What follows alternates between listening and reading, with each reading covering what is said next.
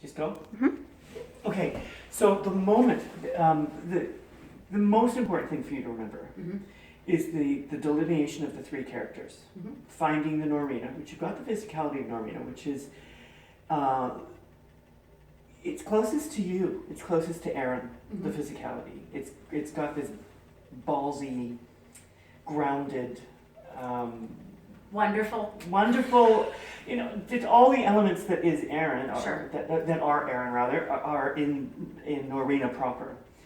And then the Sophronia, what you found with that meek, very, I want to almost call her a Catholic nonna.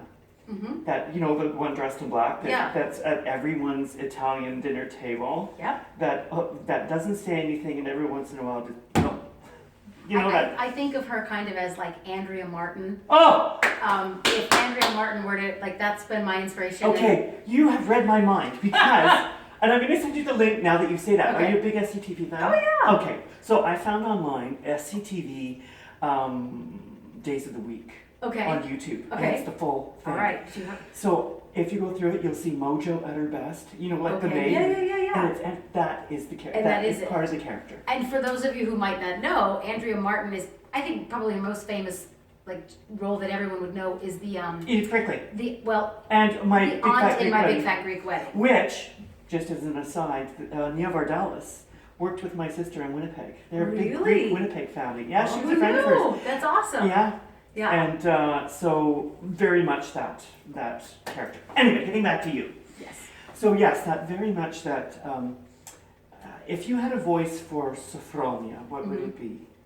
I think it would be what you're doing. What I'm doing. It would be kind of.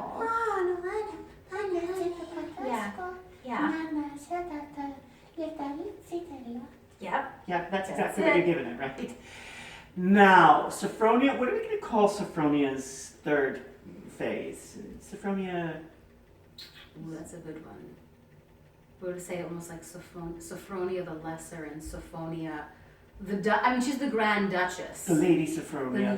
The Lady Sophronia. That's awesome, because it gives that sort of, you do become the Grande Dame, the lady, and that sort of, oh, it's not good enough for me, any of this. Thank you. Yes, very much. Hyacinth Bouquet, keeping up appearances. There it is. So the journey of that is the transition into Sophronietta, is very clear for me. But it was the transition from the Sophronia on stage into the Lady Sophronia. That still needs. That I really want you to feel the ribs expand like a. Well, I said Maleficent into Dragon. Not that I want you to play Maleficent, because we don't want that hard-edged quality, or a dragon lady. Mm-hmm. But we do want that feeling of blowing up, expansion. Okay. Yeah.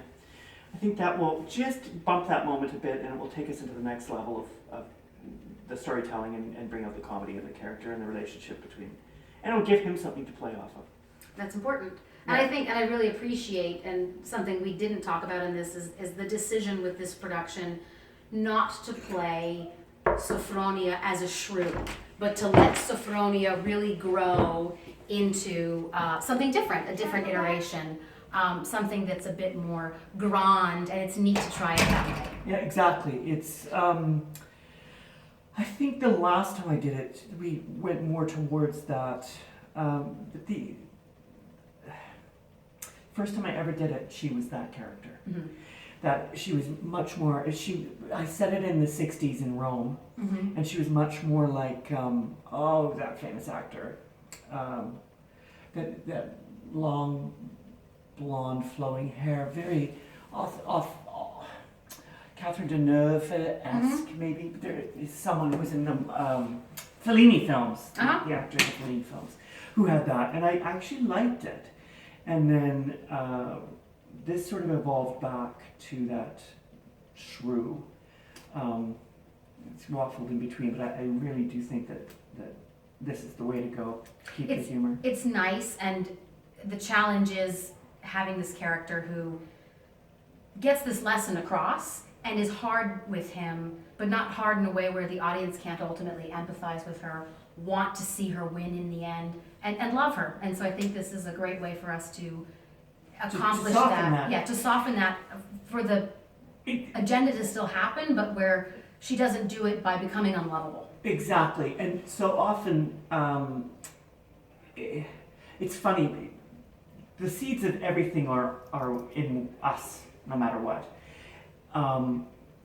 When I'm asked to play a character, if I'm on stage, I'm asked to play a character that has a murderous tendency, or I was asked once to play a homophobe, an Irish homophobe, and I had to go from playing this very soft, older Irish gentleman who was just very loving, and I wouldn't hurt a fly, and turn on a dime on stage, put another hat on and become this hard, you name it, dare not speak its love. That, I feel like Guffman right now. Oh but anyway, when I was doing it on stage, I found it very hard. Sure. And a friend of mine came up to me afterwards and she said, that was awful, because I saw so much truth in that. Like I saw that you had those seeds in you. Right. So it was hard for her to sit and watch that. But sure. As an audience, you can often believe that that is that character and stays that character, even in the moments when you have that softening after you hit him. Yeah. And I would almost say that the hitting is just, it's an afterthought. I think so. I think she's swept up deliberate. in it. It's not She's at just all. like, what would I do? Well, I hit him. Yeah. And it's nothing based in the way she really is. No, I don't. And I we don't see her think reaction at that point.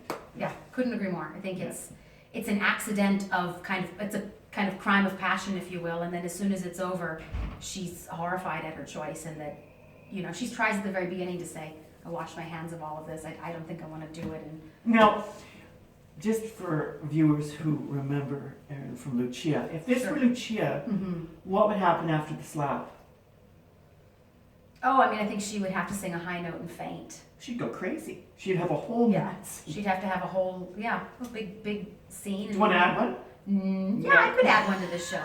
This one is. Do you imagine that? The snack. And then wanders off. And then instead of. Yeah, I could do it. We could do it. Yeah, hilarious. It would be great. But yeah, I think it's it's a great. that music is the most sympathetic, sweet, kind stuff in the whole thing. I think it's my favorite music in the show. Yeah, where she just beautifully sings about her regret. So anyway, well, great. thank you. I've got to get back to work. Okay, me too. I have to get in hair and makeup. You do, and I've got to give notes. Thank you.